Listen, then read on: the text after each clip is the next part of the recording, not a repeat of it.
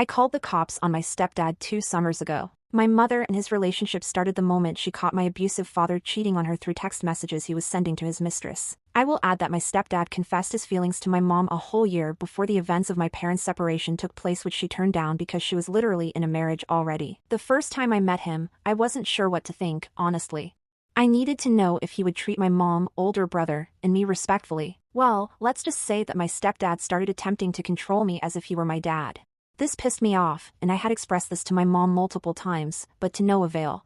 She was head over heels for him, so she would pardon him for anything incorrect he did. So, fast forward to 2 summers ago, when I invited my best friend of 7 years over to my house for a sleepover. We were both watching TikTok and laughing our butts off at all the random videos on our For You pages. Sometime in between, my mom barged into my brother's room, to which my brother told her to please leave him alone with reason he's an adult and deserves his privacy. I guess my then extremely drunk stepdad got mad at my brother's disrespect towards my mom, and he turned off the electricity entirely, including the Wi-Fi. My brother, pissed off because he was in the middle of a game, stepped out of his room and raged. My drunk stepdad came out, and they started a yelling match, though my stepdad was noticeably slurring his words. It wasn't until I heard my mom's blood-curdling scream from the backyard that I decided to see what was happening, telling my best friend to stay in my room because I didn't want her involved in this mess. I ran towards the backyard, and there was the disturbing image of my stepdad choking my brother in a headlock and beating him up badly to the point he was throwing up.